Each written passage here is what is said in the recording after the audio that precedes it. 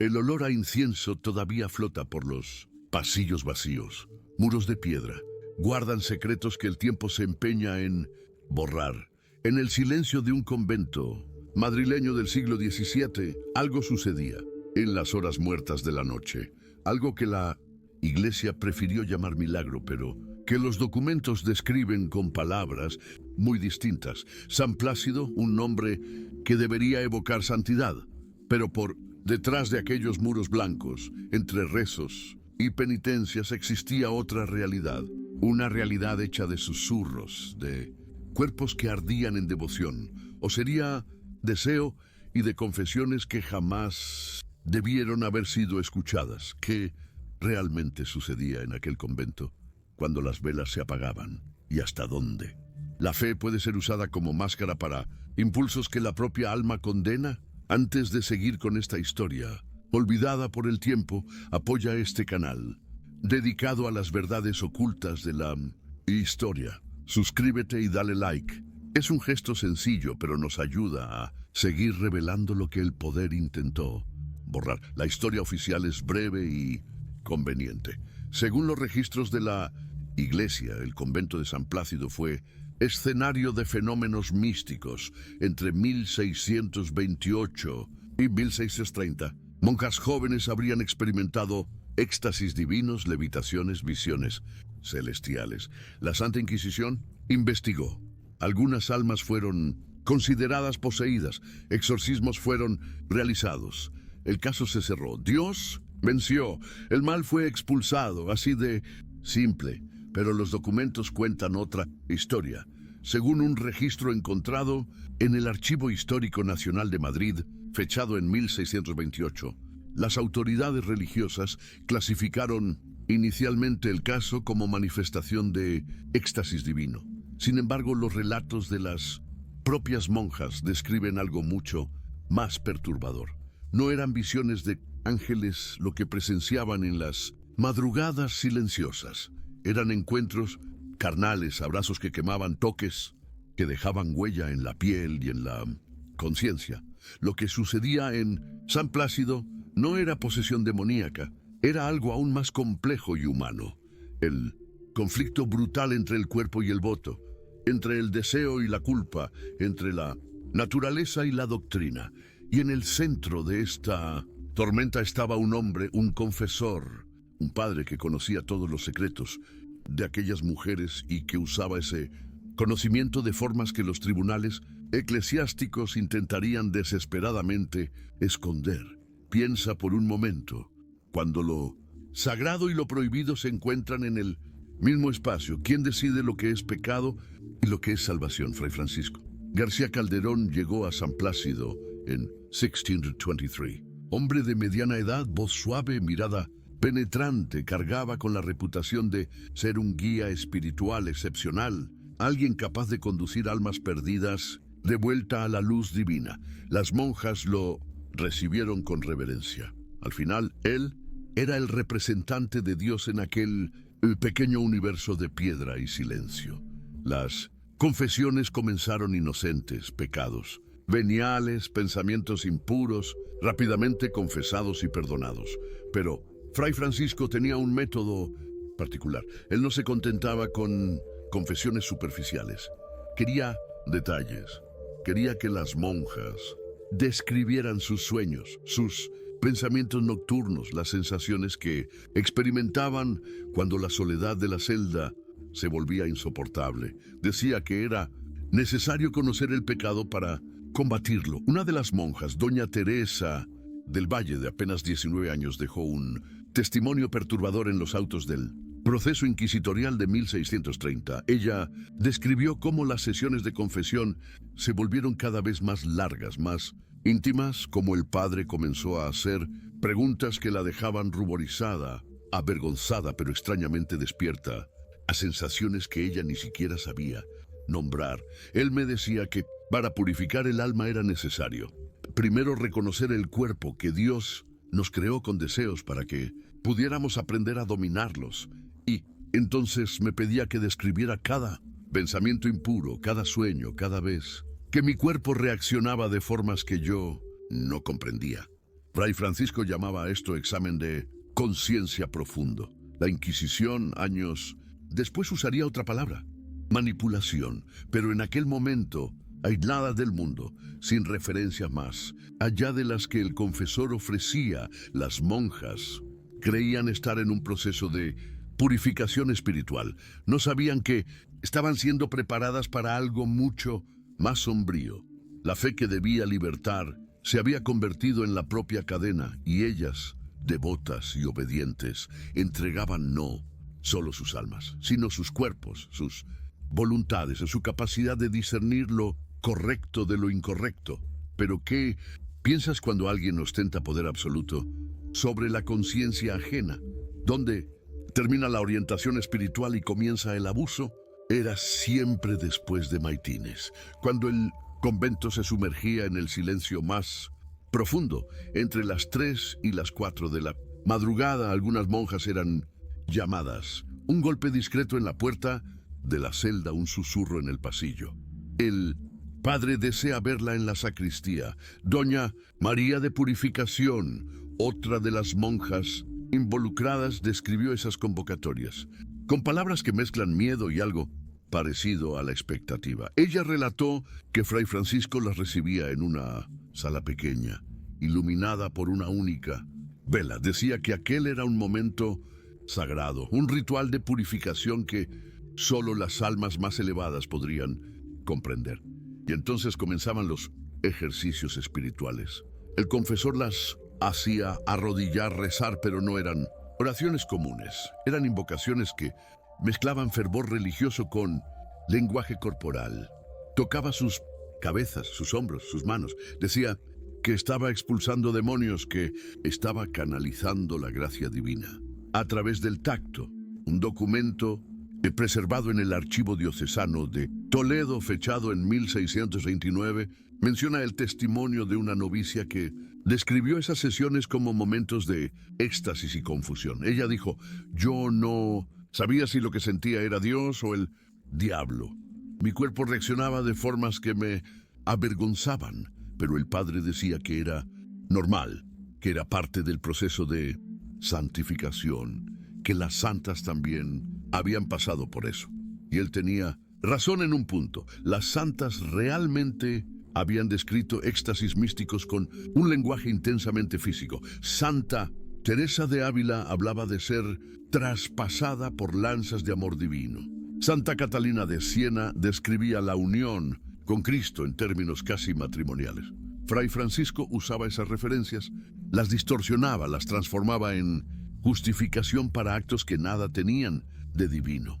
Las monjas creían estar viviendo experiencias místicas. En 1900, realidad, estaban siendo sistemáticamente condicionadas a confundir devoción con sumisión, éxtasis espiritual con sensaciones físicas que la doctrina les había enseñado a temer y reprimir. Y cuanto más esto sucedía, más ellas se hundían en culpa, porque en el fondo, en algún lugar de la conciencia, sabían que aquello estaba mal. Pero ¿cómo llamar pecado a algo que el propio representante de Dios aprobaba? La línea entre lo sagrado y lo profano había sido completamente borrada, y en aquel limbo moral cualquier cosa se volvía posible. ¿Cuántas otras historias así permanecen escondidas en los archivos polvorientos de conventos y monasterios alrededor del mundo? Todo se derrumbó cuando una de las monjas quedó embarazada. Doña Leonor de Mendoza tenía 22 años. Venía de familia noble. Entró al convento no por vocación, sino porque era costumbre destinar hijas no casadas a la vida religiosa. Durante meses participó en los ejercicios espirituales de Fray Francisco, hasta que su cuerpo comenzó a revelar lo que el silencio intentaba esconder. El embarazo de una monja era un escándalo absoluto. No había forma de explicarlo, no había forma de justificarlo. La propia estructura de la iglesia, construida sobre pureza, castidad, negación del cuerpo, se desmoronaba ante aquella barriga que crecía. Las autoridades fueron llamadas. La Inquisición asumió el caso. Los interrogatorios comenzaron en marzo de 1630. Uno por uno los velos fueron levantados. Las confesiones se multiplicaron. No era solo Leonor, otras monjas también habían participado en los rituales nocturnos. Algunas describieron escenarios aún más perturbadores, sesiones colectivas donde múltiples religiosas eran sometidas a los ejercicios mientras el confesor invocaba nombres de santos y ángeles. Una crónica preservada en los archivos de la Inquisición española describe el interrogatorio de Fray Francisco con detalles gélidos. El acusado se mantuvo sereno, negó cualquier acto carnal, alegó que todo era obra del demonio, que las monjas habían sido poseídas y que él solo intentaba salvarlas. Cuando confrontado con los testimonios que lo contradecían, apeló a cuestiones teológicas complejas, intentando confundir a los inquisidores con argumentos sobre la naturaleza del éxtasis místico. Pero los inquisidores no eran tontos. Ellos sabían distinguir posesión demoníaca de manipulación humana. El veredicto fue claro. Fray Francisco García Calderón era culpable de solicitación, el delito de usar el confesionario para fines carnales. Las monjas fueron consideradas víctimas, aunque algunas hayan sido castigadas con penitencias severas por el simple hecho de haber participado. El padre fue condenado al destierro perpetuo y a penitencia en un monasterio remoto. Nunca más se supo de él. Leonor perdió al niño en circunstancias no documentadas. Las otras monjas fueron dispersadas por diferentes conventos. San Plácido fue purificado, bendecido de nuevo, reinaugurado. La iglesia se encargó de enterrar el caso, de convertirlo en una nota a pie de página, de asegurar que aquel escándalo no manchara la reputación de toda la orden religiosa. Pero los documentos permanecieron escondidos, sí, olvidados casi, pero allí esperando que alguien, siglos después, los reencontrara y osara contar la verdad. Y la verdad es simple y brutal. Cuando el poder se disfraza de santidad, los inocentes siempre pagan el precio. Lo que el caso de San Plácido revela no es solo sobre un padre corrupto y monjas manipuladas, es sobre algo mucho mayor y más aterrador. La estructura que permitió que esto sucediera, la telaraña de poder. Silencio y culpa que transformó víctimas en cómplices, que hizo que mujeres inteligentes y sensibles dudaran de sus propios instintos, que permitió que un hombre usara a Dios como escudo para sus propios impulsos. Como escribió el historiador Carlo Ginzburg, especialista en procesos inquisitoriales, la línea que separa lo sagrado de lo profano es tenue y casi siempre la traza el poder. Quien ostenta la autoridad moral también ostenta la capacidad de redefinir lo que es pecado y lo que es salvación. Y cuando esa autoridad es ejercida en ambientes cerrados, aislados, donde no hay testigos ni contrapuntos, el abuso se vuelve inevitable. Las monjas de San Plácido no eran ingenuas, eran mujeres de su tiempo, educadas dentro de los límites de la educación femenina del siglo XVII, pero no estúpidas. Ellas sabían en algún nivel que algo estaba mal, pero ¿cómo confiar en su propio juicio cuando toda la estructura de poder, iglesia, familia, sociedad, les había enseñado que su única virtud era la obediencia? Fueron entrenadas desde niñas a no cuestionar, a no confiar en sus propias percepciones, a entregar su voluntad en manos de autoridades masculinas que decían saber mejor. Y entonces, cuando esas mismas autoridades las traicionaron, ellas ni siquiera tenían el lenguaje para nombrar lo que estaba sucediendo. No tenían palabras para la manipulación psicológica, no. Tenían el concepto de abuso de poder. Todo lo que tenían era culpa, una culpa profunda, paralizante, que las hacía creer que cualquier sufrimiento era merecido, cualquier castigo justo.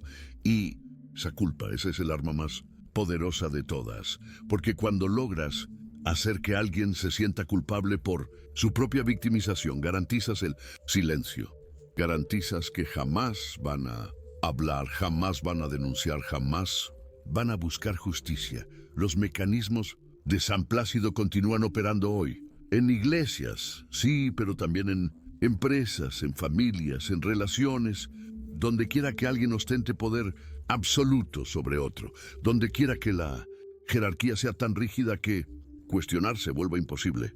Donde quiera que víctimas sean transformadas en culpables y abusadores, en víctimas de tentación. La historia de San Plácido es un espejo y lo que vemos reflejado en él no está solo en el pasado. Las paredes de San Plácido todavía están de pie. El convento existe, hasta hoy restaurado, turístico, hermoso bajo el sol madrileño. Visitantes caminan por los mismos pasillos donde aquellas monjas caminaron. Admiran los frescos, la arquitectura, la belleza austera del estilo conventual. Pero nadie menciona lo que sucedió allí. Nadie habla de los gritos ahogados, de las lágrimas silenciosas, de la confusión que debió haber devastado aquellas mentes jóvenes. Nadie habla de los niños que nunca nacieron, de las vocaciones destruidas, de las vidas rotas en nombre de una pureza que era en realidad la máscara perfecta para el pecado. La historia oficial prefiere el silencio, prefiere la versión limpia, editada, aceptable. Prefiere transformarlo todo en una nota a pie de página sobre escándalos menores del siglo XVII. Pero los documentos están allí en los archivos, esperando, testificando, y ellos cuentan una verdad que ninguna pared puede esconder, que el mal no necesita de cuernos ni de azufre. A veces viste sotana, a veces reza, a veces habla en nombre de Dios, y lo peor de todo, a veces convence a sus víctimas de que el infierno que ellas viven es en realidad el camino al cielo.